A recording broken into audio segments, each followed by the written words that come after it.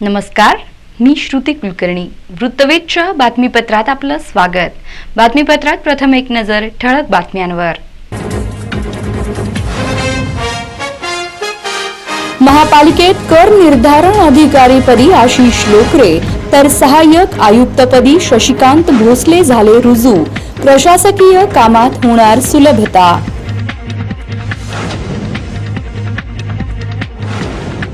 पारंपरिक संबळ ढोल ताशांचा निनाद शहरात घुमू लागला. नवरात्र महोत्सवाच्या सरावाला उत्साहात झाली सुरुवात.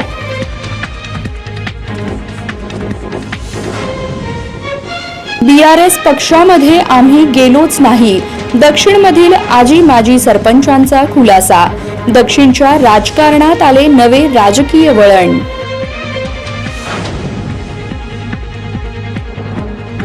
आणि वरिष्ठांच्या त्रासाला कंटाळून पोलीस अधिकाऱ्याने केली आत्महत्या. संबंधितांवर कठोर कारवाई करत पत्नीस तात्काळ सरकारी नोकरी देण्याची केली मागणी.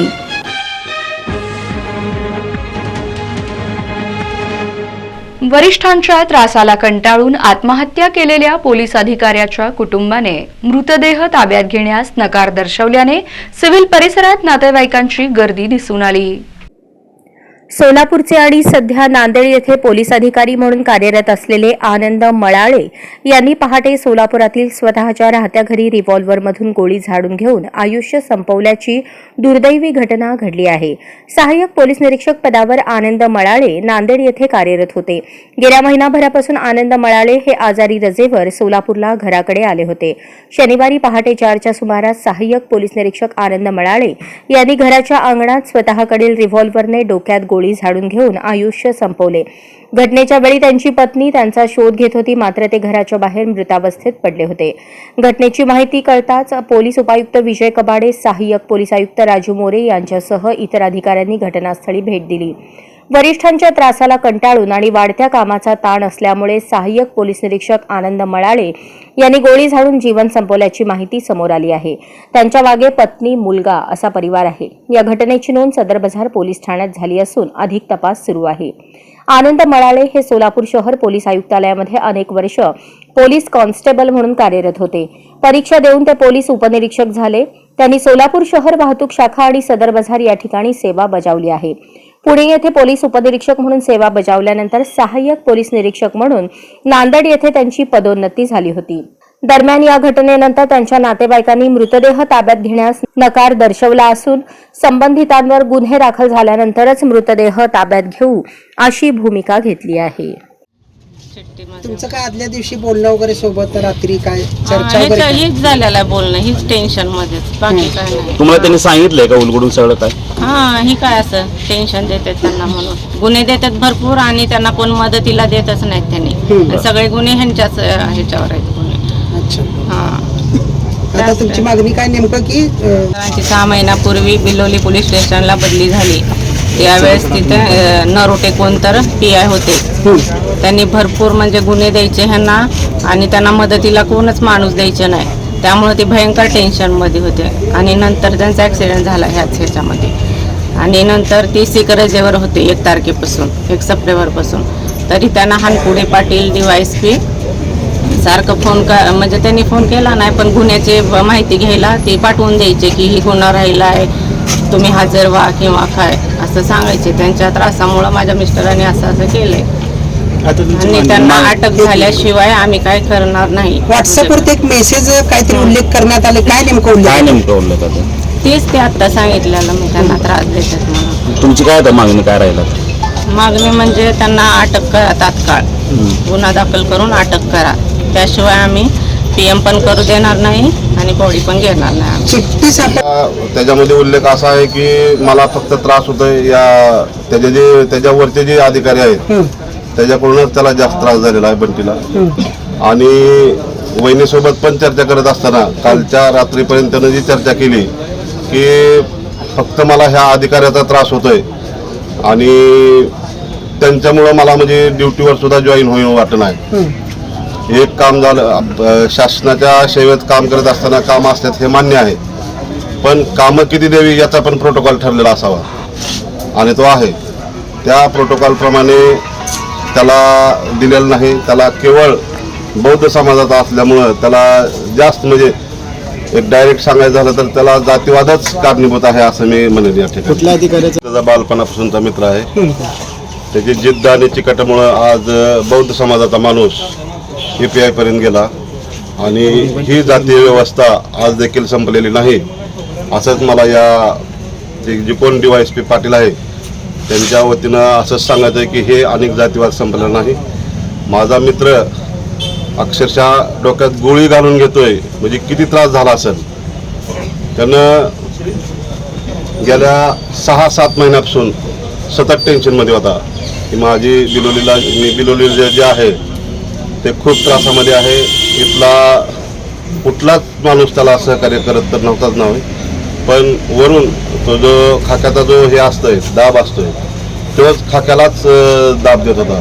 मी तर असं म्हणेन की त्यांच्यावर या जी कोण त्याच्या याला साक्षी आहेत किंवा याला दोषी आहेत त्यांच्यावर ॲट्रॉसिटी ॲक्टनुसार गुन्हा नोंद व्हावा. माझ्या वहिनीला त्याच्या जागी तात्काळ नोकरी देण्यात यावी आणि कडक शासन जोपर्यंत होत नाही तोपर्यंत आम्ही माझा मित्र बंटीला आम्ही काय ताब्यात घेणार नाही एवढं सांगतो. काय नेमकं केलेलं आहे तो त्याची वहिनीकडे आहे तुझं ते आणि ते सगळ्याला पळवण्यात पाहायला मिळेल. हानपुडे पाटील म्हणून DYSP आहेत त्यांचं त्यांनी नाव घेत होते नांदेड.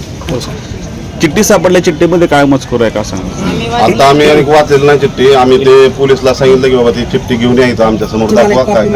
आम्ही त्याची कॉपी मागणी केलेली आहे आणि हे सगळं आमच्या समोर एकदा दाखवायला सांगितलं त्यांना. इथले जे CP आहेत सोलापूरचे त्यांना आम्ही ती चिठ्ठी काय लिहिली त्यामध्ये काय नेमकं लिहिलं आहे कारण ते चर्चा बरीच पोलीस लोक बरीच काय काय चर्चा करतात.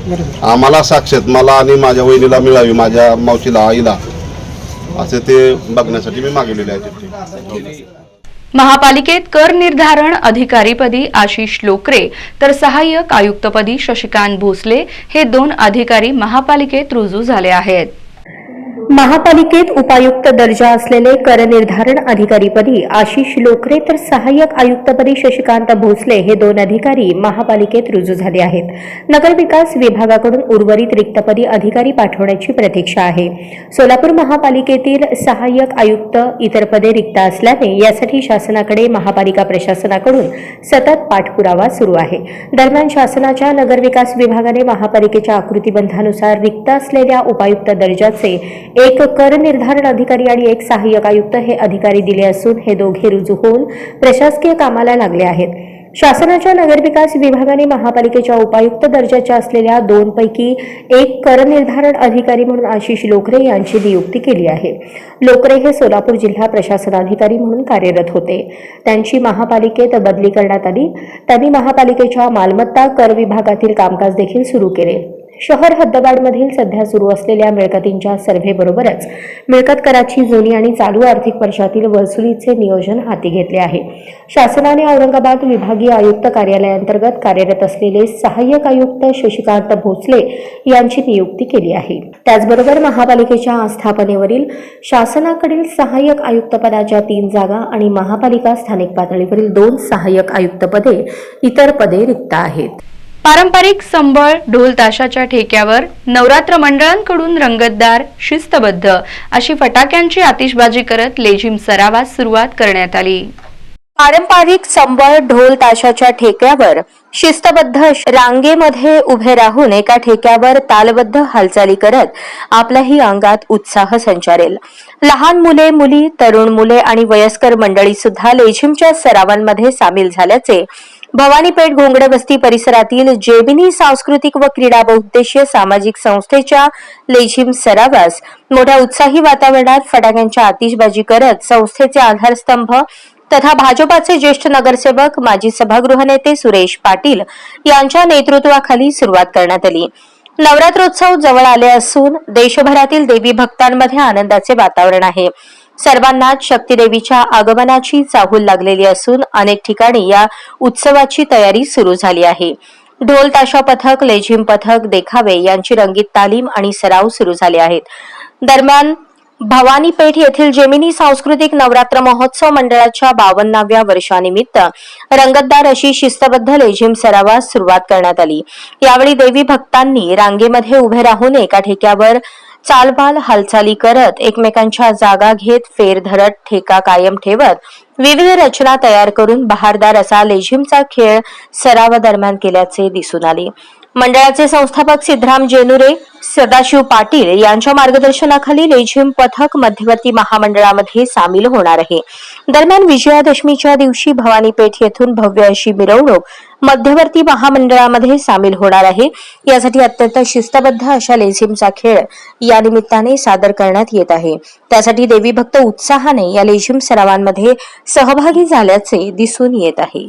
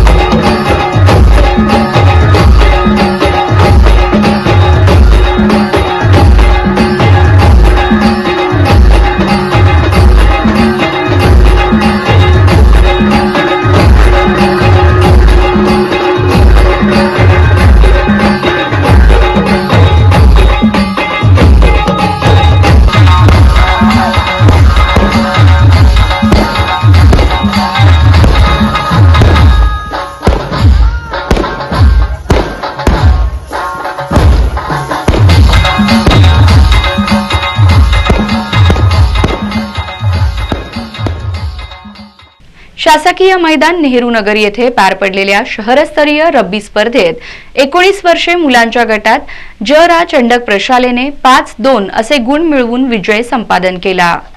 जिल्हा क्रीडा परिषद सोलापूर व सोलापूर महानगरपालिका सोलापूर यांच्या वतीने घेण्यात आलेल्या सोलापूर शहरस्तरीय रब्बी स्पर्धेत ज रा चंडक प्रशाला व ज्युनियर कॉलेजला उपविजेतेपद प्राप्त झाले। शासकीय मैदान नेहरू नगर येथे पार पडलेल्या सोलापूर शहर स्तरीय रब्बी स्पर्धेत 19 वर्षे मुलांच्या गटात निर्मलाताई ठोकळ प्रशालेविरुद्ध ज रा चंडक प्रशालेने 5-2 असे गुण मिळवून विजय संपादन केला। तसेच 17 वर्षे मुलांच्या गटात निर्मलाताई ठोकळ प्रशालेविरुद्ध ज रा चंडक प्रशालेने उपविजेतेपद मिळवले। वरील यशस्वी खेळाडूंना व 19 वर्ष गटातील विजयी खेळाडूंना विभागीय स्पर्धेसाठी शुभेच्छा देताना महाराष्ट्र शिक्षण प्रसारक मंडळाचे अध्यक्ष सचिन ठोकळ, सचिवा शिल्पाताई ठोकळ, प्रशालेचे मुख्याध्यापक मोहनराव घोडके, पर्यवेक्षक सुभेदार, क्रीडा शिक्षक दशरथ गुरव सर उपस्थित होते। यशस्वी खेळाडूंना क्रीडा शिक्षक दशरथ गुरव यांचे मार्गदर्शन लाभले। बीआरएस पक्षामध्ये आम्ही गेलोच नाही, दक्षिणमधील आजी माजी सरपंचांनी खुलासा केला आहे। गेल्या 2 महिन्यांपूर्वी दक्षिण सोलापूर तालुक्यातील अनेक आजी माजी सरपंच उपसरपंचांनी भारत राष्ट्र समिती या पक्षामध्ये प्रवेश केल्याची चर्चा होती। आम्ही बीआरएस मध्ये गेलोच नाही आणि पक्षप्रवेशाचा प्रश्नच येत नाही असे उद्गार दक्षिण सोलापूर तालुक्यातील आजी माजी सरपंचांनी पत्रकार परिषदेत सांगितले। आम्ही आमदार सुभाष देशमुख यांच्या नेतृत्वाखाली सोलापूर तालुक्यात काम करणार आहोत। आम्ही तेलंगणाला तेथील कामाची माहिती घेण्यासाठी गेलो होतो। तुम्हाला तिथे प्रवेश करण्याचा आग्रह केला असता आम्ही माघार घेतला। त्यामुळे आम्ही बीआरएस पक्षामध्ये प्रवेश केलाच नाही तर घर वापसी होण्याचा प्रश्नच येत नाही असे उद्गार सरपंचांनी केले। या पत्रकार परिषदेत सोलापूर जिल्हा उपाध्यक्ष रामप्पा चिवडशेट्टी, ज्येष्ठ नेते हनुमंतराव कुलकर्णी, माजी सभापती संदीप टेळे, अतुल गायकवाड, मेहबूब शेख, चंद्रकांत कोंडदे, येळेगावचे सरपंच संजय लोणारी, बसवनगरचे सरपंच आनंद देशमुख, बसवनगरचे सरपंच निखिल राठोड, मदरेचे श्रीशैल वनमाने, वांगीचे माजी सरपंच शामराव हांडे, धर्मराज राठोड, सुशीला खामगोंडे, चंद्रकांत चव्हाण, सुखदेव गावडे, भाग्यश्री कोळी, चंद्रकांत सगरे आदी उपस्थित होते. आज आमची पत्रकार परिषद झाली. माननीय तालुक्याचे तालुका अध्यक्ष माननीय रामप्पा चिवडशेट्टी कुलकर्णी सर व तसेच आमचे पंचायत समितीचे उपसभापती संदीपानजी टेळे साहेब यांच्या अध्यक्षतेखाली आमची पत्रकार परिषद झाली. आमच्या तालुक्यातील टोटल 13 ते 15 सरपंच लोक होते. आजी माजी मिळून सर्व सरपंचांनी उपस्थिती लावली. आम्ही BRS या पक्षामध्ये प्रवेश केलेला नाही आणि करणारही नाही. आम्हाला BRS पक्षामध्ये फक्त तेलंगणा राज्याची निर्मिती कशी झाली, शेतकऱ्याचा पक्ष आहे हे दाखवण्यासाठी आम्हाला घेऊन गेले. तिथं गेल्यानंतर आम्हाला तुम्ही BRS पक्षामध्ये प्रवेश करा असं त्या लोकांचा आग्रह होता. तरी पण आम्ही त्यांना डावलून आम्ही तुमच्या पक्षामध्ये प्रवेश करणार नाही आम्ही असं ठाम सांगून आम्ही आहे त्या पक्षामध्ये ठीक आहे. माननीय तालुक्याचे भाग्यविधाते माननीय सुभाष बापू देशमुख, मनीष साहेब देशमुख यांच्या अध्यक्षतेखाली आम्ही तालुक्यामध्ये वांगी गावचा सरपंच असू द्या, होनमुर्गे असू द्या, येळेगाव असू द्या किंवा गोडातांड असू द्या किंवा हत्तूरचा सरपंच असू द्या, या सर्व मदरे सरपंच असू द्या, या सर्व लोकांनी आम्ही बापूच्या नेतृत्वाखाली काम करणार आहे. येत्या 24ची जो विधानसभा आहे त्या विधानसभेला आणि लोकसभेला बापू जे सीट देतील ते सीट निवडून आणण्याची जबाबदारी आमची राहील. आम्ही बापूला सोडून जाणार नाही, बापू आम्हाला सोडून जाणार नाहीत. एवढेच आम्ही 2 शब्द बोलतो आणि ग्वाही देतो. जय हिंद, जय महाराष्ट्र. आज येथे पत्रकार परिषद आयोजित करण्यात आला. पत्रकार परिषद आयोजित करण्याचं कारण एकच होता की गेल्या काही दिवसात दक्षिण तालुक्यातील काही सरपंचांनी हैदराबाद येथे शेतकऱ्यांचे पक्ष आणि शेतकऱ्यावर केलेला विकास आणि तेथील ग्रामपंचायतची प्रगती हे पाहण्यासाठी काही जणांनी आम्हाला आग्रह केले. त्यांच्या आग्रहाखातर आम्ही हैदराबाद येथे शेतकऱ्यांचा पक्ष म्हणून बघायला गेलतो. पण तिथे गेल्यानंतर काही जणांनी आग्रह धरून तुम्ही CM साहेबांकडून सन्मान स्वीकारा म्हणून आम्हाला आग्रह केले आणि आम्ही सन्मान स्वीकारत असताना त्यांनी सन्मान म्हणून सांगितले आणि प्रवेश म्हणून दाखवले. त्या प्रवेशाचा धिक्कार करण्यासाठी आम्ही तालुक्यातील सरपंचांनी एकत्रित येऊन आज या पत्रकार परिषद आयोजित केलेला आहे. आम्ही ज्या ठिकाणी आहे त्याच ठिकाणी आहे आणि ज्या पक्षाचे काम करायचं त्या पक्षाचे काम करत राहू आणि BRS पक्षाचा आमचा काही संबंध नाही. आज मी सर्व सरपंच वतीनं जाहीर करतो. जय हिंद. जमलेल्या सर्व माझे सरपंच मित्र आजी माजी व आम्ही एक नेतृत्व असं तालुक्यामधले 1-2-3 नेतेचं असं विचार होता आमचा बाबा की तेलंगणा राज विकास झालेला आहे असं बघण्यासाठी आम्हाला नेले. मग तिथे गेल्यावर शेतकरीसाठी जो योजना काढलेला आहे ते योजना आम्ही बघण्यासाठी बाबा 450 योजना जो काढलेल्या आहेत ते योजना बघण्यासाठी आम्ही गेलो. मग त्याचं तिथे गेल्यावर त्याचा विषय वेगळा वाटला मला की हे करा आपलं प्रवेश करा असं बोलल्यामुळं आम्हाला काय तिथं पटलं नाही. नंतर आम्ही येऊन इकडे विचार केला की परत आपण जिथं आहे तिथंच काम करायचं आणि तिथंच राहायचं, त्याच नेत्याला मोठं करायचं, आपण पण मोठं व्हायचं हे आमचं ध्येय धोरण आहे. थोडं बोलून माझं भाषण. जय हिंद, जय महाराष्ट्र. महाराष्ट्र राज्य प्राथमिक शिक्षक संघासह अनेक संघटनांनी लेखी निवेदन देऊन नवभारत साक्षरता अभियानांतर्गत असाक्षर सर्वेक्षणासह अन्य सर्व शाळाबाह्य अशैक्षणिक कामावर बहिष्कार टाकला आहे. याबाबत जिल्ह्यातील शिक्षक संघटना समन्वय समितीतील अनेक संघटनांच्या पदाधिकाऱ्यांनी आपल्या प्रतिक्रिया नोंदवल्या. महाराष्ट्र राज्य प्राथमिक शिक्षक समितीचा पदाधिकारी या नात्यानं आज या ठिकाणी सोलापूर जिल्ह्यातील सर्व प्राथमिक शिक्षकांच्या संघटनांची समन्वय समिती, या समन्वय समितीच्या माध्यमातून राज्याच्या निरंतर शिक्षण विभागाचे शिक्षण संचालक माननीय महेश पालकर साहेब, जिल्ह्याच्या निरंतर शिक्षणाधिकारी सुलभा वठारे मॅडम यांना राज्यामधल्या आमच्या शिक्षक संघटनांची जी भूमिका 20 ऑगस्टपासून सातत्यानं आम्ही शासन दरबारी पोहोचवलेली आहे, तीच भूमिका ठामपणानं या ठिकाणी सर्व अधिकाऱ्यांच्या पुढं मांडलेली आहे. नव भारत साक्षरता अभियानाच्या निमित्तानं सोलापूर जिल्हा प्राथमिक शिक्षक संघाचा सरचिटणीस प्रत्यक्ष निवडणुकीतील कामं, जनगणना आणि नैसर्गिक आपत्तीच्या वेळेला लावली जाणारी कामं या व्यतिरिक्त कोणतंही शाळाबाह्य अशैक्षणिक काम करायचं नाही असं राज्यातल्या महाराष्ट्र राज्य प्राथमिक शिक्षक संघ आणि इतर सर्व संघटना, मोठमोठ्या संघटना राज्यस्तरावर प्रशासनाला निवेदन देऊन त्यावर बहिष्कार टाकलेला आहे. त्यामुळं सोलापूर जिल्ह्यामध्ये सुद्धा सर्व संघटना ह्या राज्य संघटनांना बांधील आहेत. त्यामुळं इथून पुढे आपल्या जिल्ह्यामध्येही या कामावरती बहिष्कार असणार आहे. जिल्ह्यातील शिक्षक संघटनांच्या समन्वय समितीच्या वतीनं माननीय मुख्य कार्यकारी अधिकारी आणि योजनाचे शिक्षणाधिकारी यांनी आयोजित केलेल्या सर्व संघटनांच्या प्रतिनिधीच्या सभेवर सर्व या जिल्ह्यातील सर्व शिक्षक संघटनांचे पदाधिकारी आम्ही आज बहिष्कार टाकत आहोत की आजची जी सहविचार सभा आयोजित केली होती ती नवसाक्षरता अभियानातल्या असाक्षर सर्वेक्षणाबाबत सभा आयोजित केली होती आणि त्यावर या सर्व संघटनांच्या राज्यातल्या संघटनांनी, राज्यातल्या प्रतिनिधींनी यापूर्वीच बहिष्कार घातलेला आहे.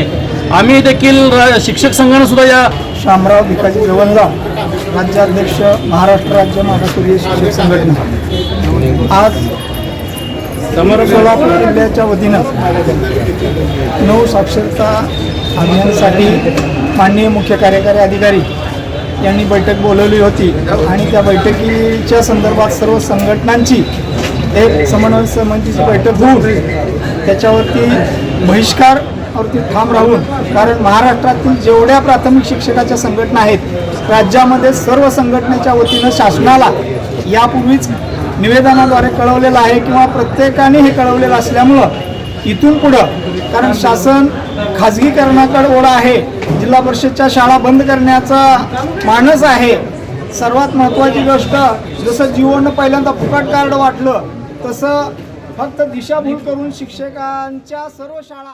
यावेळी महाराष्ट्र राज्य प्राथमिक शिक्षक संघाचे कार्यकारी अध्यक्ष म.ज. मोरे, मागासवर्गीय संघटनेचे राज्याध्यक्ष शामराव जवंजाळ, महाराष्ट्र प्राथमिक शिक्षक समितीचे नेते सुरेश पवार, सरचिटणीस अमोघ सिद्ध कोळी, आदर्श शिक्षक समितीचे अध्यक्ष राजाभाऊ राऊत, प्रोटॉन शिक्षक संघटनेचे अध्यक्ष सुधीर कांबळे, शिक्षक संघाचे सरचिटणीस सूर्यकांत हत्तुरे, एकल शिक्षक सेवा मंचाचे ई.र. नदाफ, उर्दू शिक्षक संघटनेचे जुल्फिकार मुजावर, वसंतरावजी नाईक, अधिकारी कर्मचारी संघटनेचे रामचंद्र जाधव, अल्पसंख्याक अधिकारी कर्मचारी संघटनेचे हजरत शेख, पदवीधर व केंद्र प्रमुख संघटनेचे विवेकानंद जगदाळे, शिवाजीराव पाटील, शिक्षक संघाचे अध्यक्ष राजेंद्र मुलगे, शिक्षक सहकार संघटनेचे रवींद्र जेडकी, जुनी पेन्शन हक्क संघटनेचे रामराव शिंदे, शिक्षक संघाचे प्रदीप अवताडे, कास्टाईप शिक्षक संघटनेचे श्रीशैल कोरे, पदवीधर प्राथमिक शिक्षक संघटनेचे दत्तात्रय येडवे, शिक्षक भारतीचे दत्तात्रय कोकडे, संजय बिदरकर,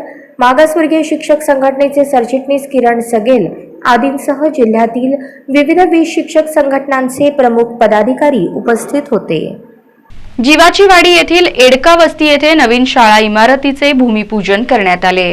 5 ऑक्टोबर 2023 रोजी केस तालुक्यातील जीवाची वाडी अंतर्गत एडका वस्ती येथील जिल्हा परिषद प्राथमिक शाळेस नवीन इमारतीसाठी भाजपाचे ज्येष्ठ नेते नंदकिशोरजी उर्फ काकाजी मुंदडा यांनी विशेष प्रयत्न करून बीड जिल्हा वार्षिक योजना 2022-23 मार्फत 10 लाख रुपये निधी मंजूर करून जीवाची वाडी गाव ते एडका वस्ती 7 किलोमीटर अंतर असून त्या ठिकाणची जिल्हा परिषद प्राथमिक शाळेत वर्ग 1 ते 4 कुडाच्या शेडमध्ये डोंगरी व दुर्गम भागात गेल्या 10 वर्षांपासून शाळा भरत होती.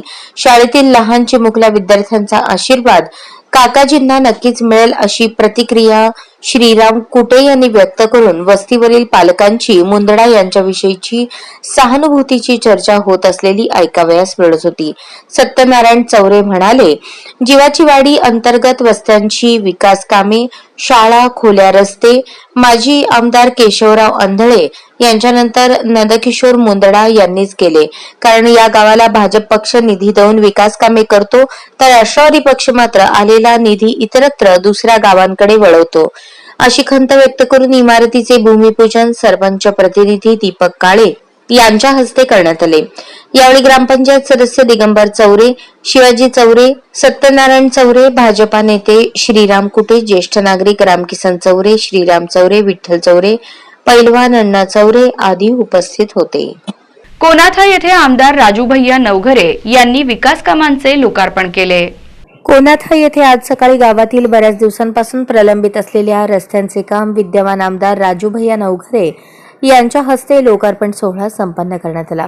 गावातील मुख्य रस्ता, पेवर ब्लॉक रस्ता 10 लाख, जिल्हा परिषद शाळा कोनाथाशी जोडणारा रस्ता 7 लाख, जिल्हा परिषद शाळा सौर ऊर्जा लाईट 4 लाख रुपये एवढा निधी मंजूर करून कामाचा लोकार्पण सोहळा संपन्न करण्यात आला।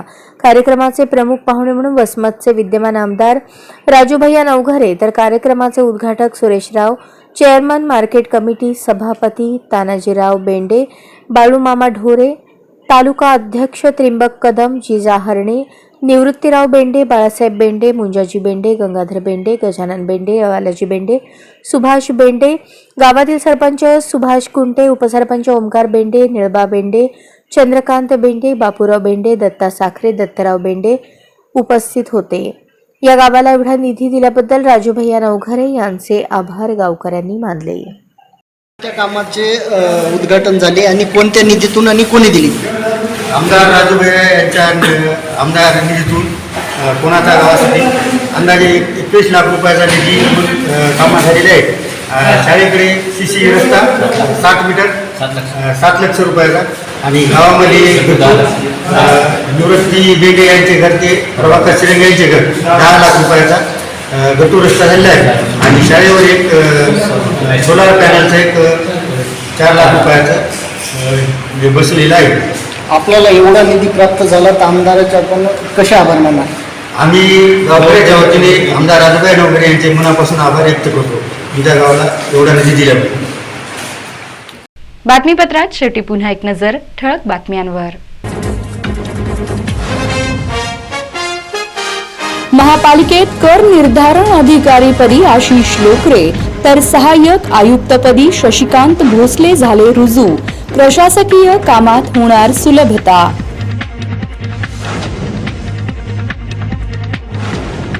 पारंपरिक संबळ ढोल ताशांचा निनाद शहरात घुमू लागला। नवरात्र महोत्सवाच्या सरावाला उत्साहात झाली सुरुवात।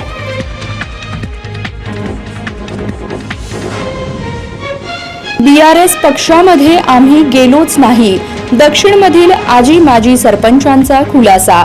दक्षिणच्या राजकारणात आले नवे राजकीय वळण।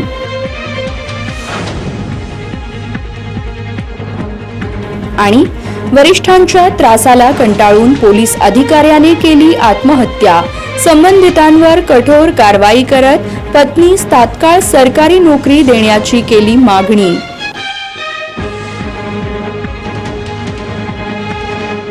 या बातम्यांसह इथेच थांबतो आहोत। पुन्हा भेटूयात पुढील बातमीपत्रात।